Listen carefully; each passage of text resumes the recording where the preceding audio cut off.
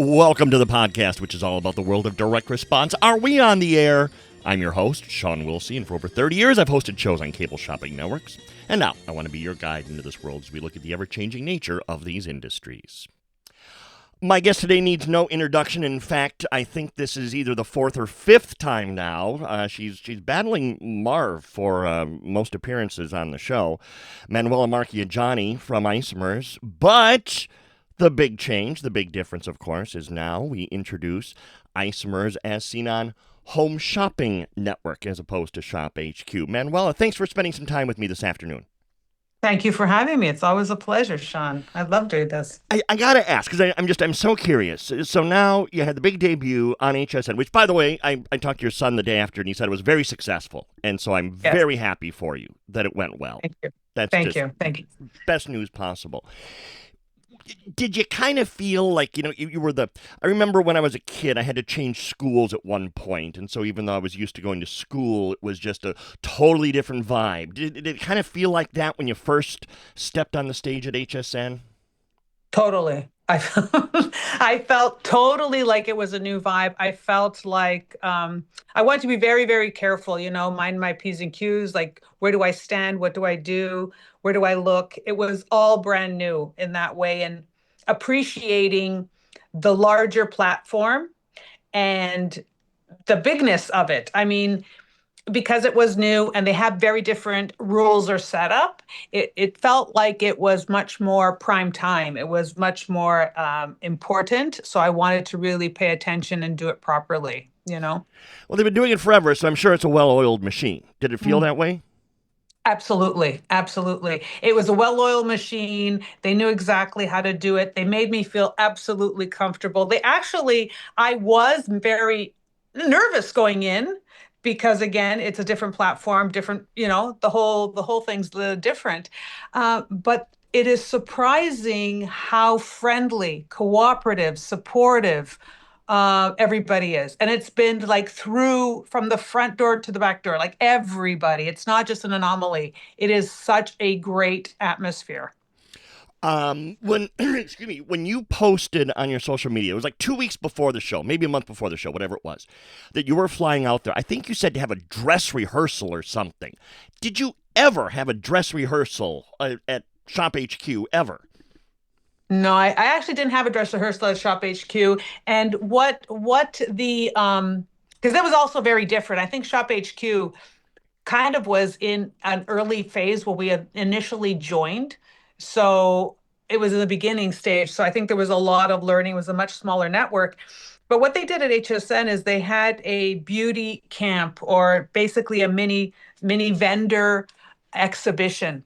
So they had picked about 10 or 11 vendors that were key to introduce them to the new office facility at in Philadelphia in Westchester, and also to the new hosts and buyers and whatnot, like just to get the community together. Apparently, this is something that they did in Florida a Hmm. lot, and so they wanted to recreate that experience in Westchester. And I found that it was really great because they allowed us to be in a room with a bunch of different vendors. We all had our little booths up. We got to interact with everybody. We got to see the lay of the land. I was the newbie. I was a new kid on the block. Everybody else were their top vendors. So it was a really great way to be introduced, and everybody made an effort to come down and welcome us and talk to us, and it was just very exciting. I got it. I recorded all three of your first shows, so I got a chance to watch all of them. And I got to tell you, I was a little surprised. I was expecting that you were going to go to a back to basics approach. I expected to see the original four-piece kit and all of these things since you had so many new eyes. But no, you just kind of picked right up where you left off, didn't you? We did. They wanted us to highlight our key items and just go from there. So they really wanted to keep it as the iconic formulas that have a lot of tradition and sold millions of units, and really just go from there because there was already a great familiarity. And this was very clear with our launch and our launch hours. We went through the goals easily. We were very, very productive in our entry into HSN. So everything that they had set up for us to do, we basically surpassed every marker. It was just a really nice welcome. People were waiting. Yeah. No, oh, I'm sure they were. Because how long had it been since you'd been on television at that point? 6 months, I think it was Wow. maybe a little bit more. So I guess it was April, March, April, and then we were on in September. So yeah, So yeah, about 6 months. people were starving for it, I'm sure. Yeah. Here's the other, I don't know if dilemma is the right word, but the other issue I guess that you face, because HSN has so many iconic skincare brands that are well established, that have a following. How do you carve out your niche? How do you not duplicate what someone else is doing and make yourself stand out? That's such a good question. I think about that too, because I think when I look around, I think, well, we're all doing the same thing. But we're not. And this is very interesting because although a lot of other brands try, they do talk about ingredients and formulas and they do talk science, they try to bring that element in. We're the only brand that are cosmetic chemists, manufacturers, and have a 27-year history on the net on a network on TV shopping and over a 30-year history formulating. So they really don't have that science doctor approach that we bring. They use cosmetic chemists and dermatologists as consultants, but not as actual formulators. And they usually use outside laboratories. So we're very, very different in that sense that we're actually the source and we're able to talk about it that way. And we're able to have not just be an influencer or a salesperson, we're talking to the inventor all the way through. And we're also more of a scientific brand. How involved before the show? How involved were you in talking to? You worked with three different hosts on each one of Mhm. those shows. Were they Mhm. there before the show to meet with you, to talk with you? What was the before the show setup like? Before the show set up, it started 2 weeks before the show. It started at that trade show. The hosts that already knew that they were going to be doing our shows made an effort to meet me in person. This was on their own initiative. They made an effort to get my contact information and to text me and set up time to talk about the shows and the products and just to get to know each other. And then before the shows, about a couple of hours before the actual launch. Again, we touched base again. We talked to each other. We had a bit of a game plan. They wanted to make sure that they were going to hit all the points and that we were very much on par. So they really prepared. Did you have the same producer for all the shows or different ones? Different ones. Everybody's different. But again, even the producer would come down and see you. Actually, at one point, the producers came down, introduced themselves, uh, talked me through, like, this is what we're thinking. What are you thinking? And it was really great. I just because they've only been in that facility a few months now. HSN. For Hmm. those that don't know, they have moved up to the same facility as QVC up in Pennsylvania. So there's still a newness, I got to think, to just everything. It's new sets, it's a new environment, new hosts, and now they've got new guests, even though you've been doing it forever, a brand new guest to them. I got to imagine there's a can do energy in that place these days. I think so. I think there is a lot of newness. There are a lot of people. So it's old and new coming together in the sense that yes, we've been doing this a long time, but we're put together in a different building or a different studio with a different kind of look or a different equipment. So there is a lot of positive, fresh energy.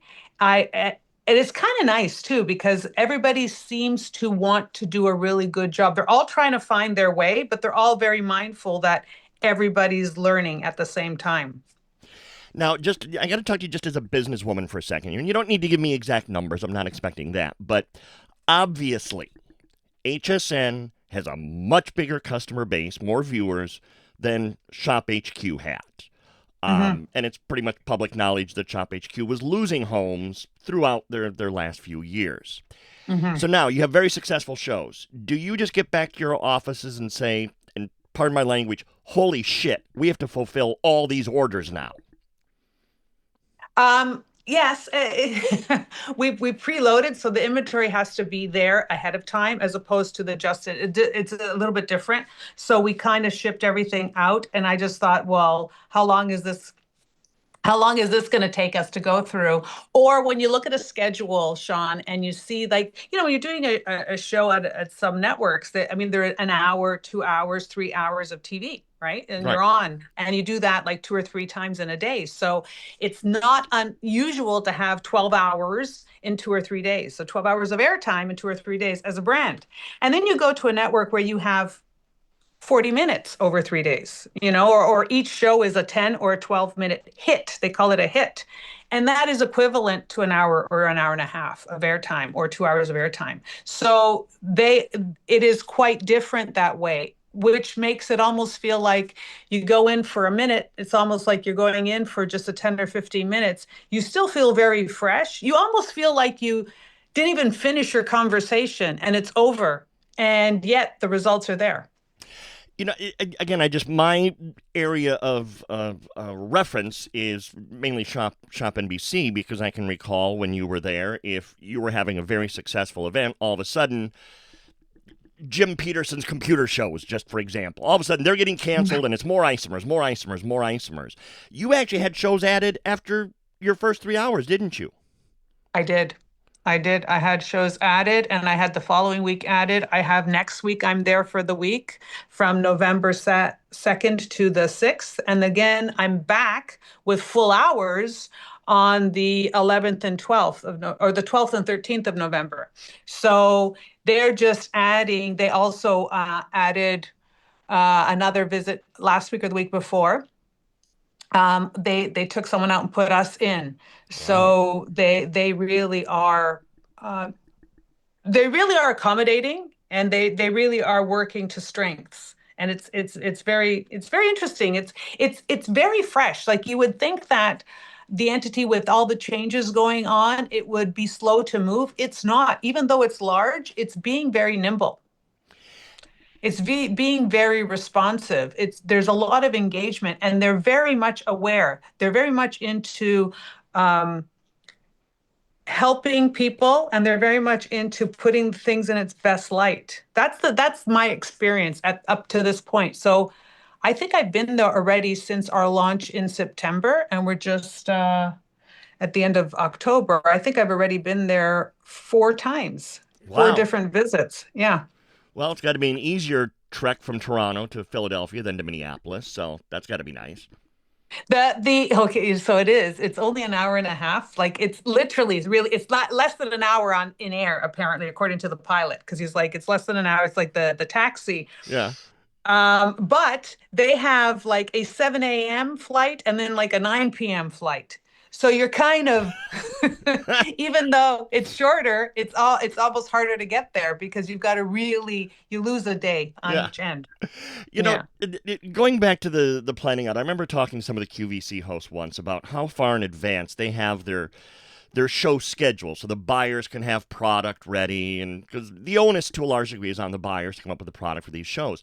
How far out does HSN have you scheduled? Do you know, like, for weeks or months? Do you know through the end of the year? Yeah, we have ballpark. We already have like even up to January. We're already working Wow. on our January times.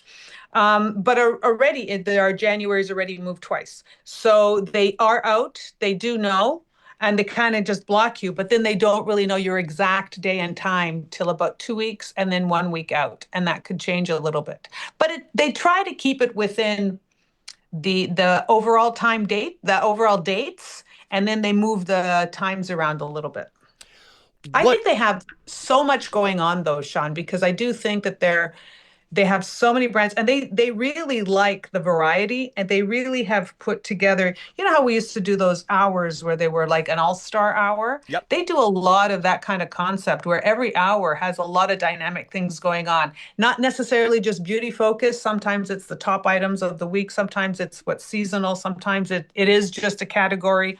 But they do keep it fresh. Like I'm there this week coming up, and it's our holiday kits, right? And that's all about, I think they even have a theme for it. I think gifts of beauty or something like that.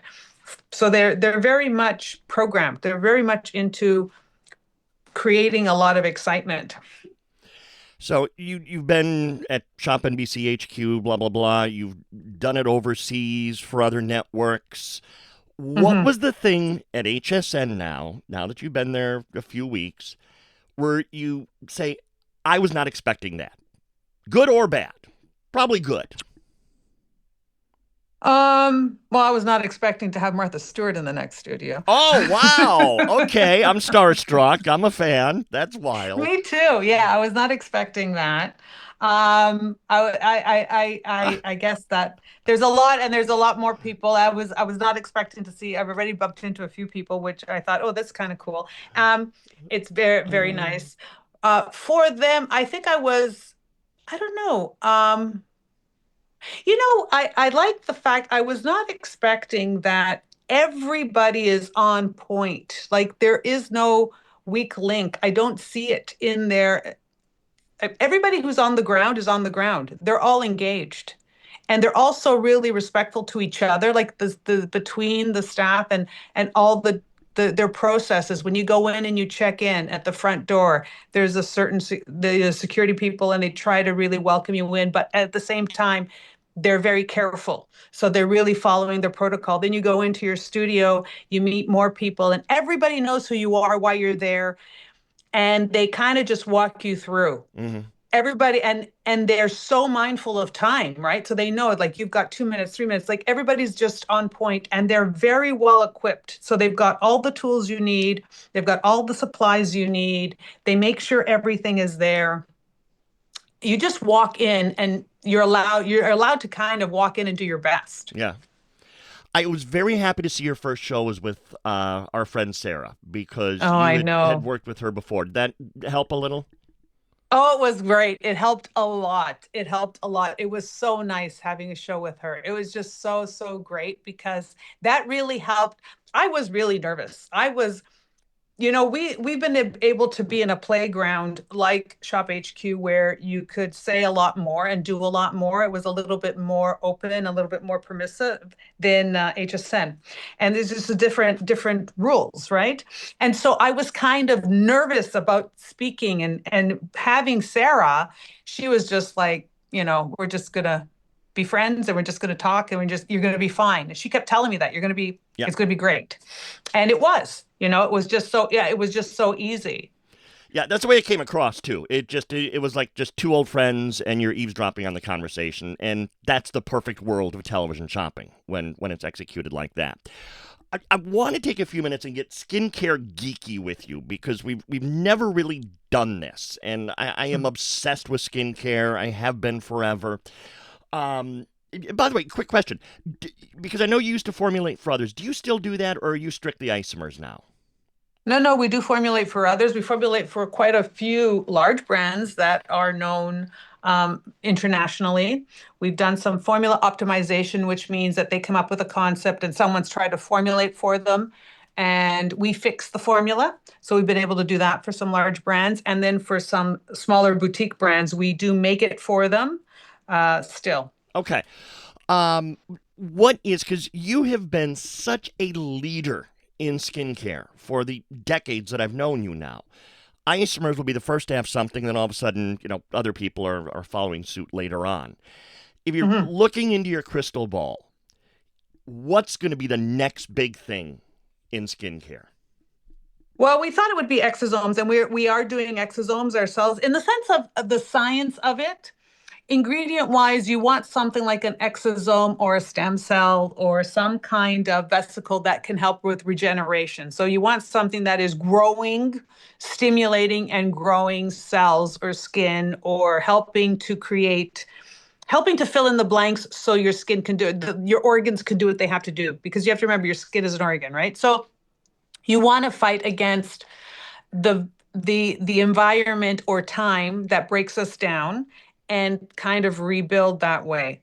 But I think what is going to be happening more is going to be outside of the exosome. It's going to be AI consultation, where people are going to take AI Mm. and maybe a little bit of their DNA and then come up with custom recipes saying, this is what you need, and this is what you need. And I think some of it's going to be good in the sense that if you follow it with a healthy diet protocol, so it's an inside out approach. And I think some of it's going to just be they're going to fake. It's going to be because I can see it a little bit. So you know how you have like instant cake where you could buy a mix and you just add water and it Right. all of a sudden makes a cake for you. I think a lot of manufacturers, and this is what exists now, is they pretend to give you a custom blend, but really it's just this instant batter that they just change the flavors on you. The base is the same and they're just changing flavors. So it's not really as custom. So that's the thing I'm looking out for, but I do think that it will become much more specific to people's DNA in the future. What's the worst thing that you still see people doing to their skin? And you would think by now people would know better. That they're going there, that they hop around, they use a bunch of skincare one over another. They're not giving their skin time to actually use the product. They don't actually have a skin care routine. They just use a bunch of products. You know, when you put makeup on, people start with a foundation, then you start doing your eyes and your cheeks and your lips. With skincare, people just say they cleanse and they put this serum and that cream, and they're not thinking about what is it actually doing structurally. So what I see is overuse of product, mixing a bunch of ingredients together that cause the barrier to break down, and that skin has become way more sensitive and allergic or vulnerable. So they people do this all the time because everybody, I think this FOMO, I think social media and the fastness, the amount of stuff we look at every day and are exposed to makes people want to jump in and try this and try that. And it's just not giving it, I think it's just wear and tear on your skin. It's like just too much junk food, just too many things on your skin. Okay, it is time for Manuela's commercial for HSN. Even though people might be listening to this show well after the fact, promote anything and everything that you have coming up on HSN. We have our holiday kits coming up. We've got our minis that are going to address the eyes and lips and cheeks. We have our Next Youth menopause formula that really helps skin. We used to say 45 plus, but 35 plus if you really want to firm and tighten your skin. We'll be launching the glutathione, which is the master antioxidant. And of course, we have the only place in the world to get the 4 forms of collagen peptide technology that is award winning in our Matrixyl 4. You have the most amazing social media team. If people want to learn more about where your shows are going to be, what's coming up, how can they find you? Isomers.ca. We are on TikTok. We have 800,000 followers on Whoa. TikTok and growing. Yeah. Yeah, we're there. We're getting there. And we have our YouTube channel, Isomers Laboratories or Isomers Skincare, and Facebook and Instagram. We have the best team, I think, in social media, and we are going to be doing we're going to be doing a master class, and we are also doing a collab with Silken on November 25th on Facebook and Instagram. We're going to talk about LED and infrared lighting and skincare technologies together. Is there, okay, see, now I'm going to start doing what I said I wasn't going to do, and we're going to wind up going a half hour. Is there something to this red light therapy? Because I keep hearing all about this. Absolutely. It's very good for you. It's very good for you. It's very good for your mitochondria. It's not that it's just good for your skin. It goes down to your mitochondria. So it really helps to energize and replenish the mitochondria. When you do that, it's basically giving your system, your blood, it's giving it much more youth to it, much more strength to it. So it is very good. There's a lot of upside to it. What you need to learn, and so I want everybody to tune in on November 25th. What you need to learn, though, is what the frequency should be, what the protocol should be, because there are, you know, imitations out there. Just because it's a red light doesn't mean it is red light. You know what I mean? So you want to be able to have the right technology. But when you have the right technology with the right strength and wavelength, it's absolutely beneficial. And then you also need to be able to have good skincare with it to now allow your skin to optimize the treatment that it has.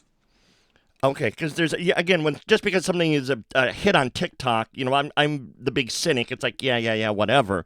But so that's interesting to know that there is something to that. So There is. Red light is used for a lot of healing. It's used for a lot of healing and repair. So you can use it. And this is why. It's because it actually doesn't. People are using it and say, well, it's going to take wrinkles off your skin. Maybe.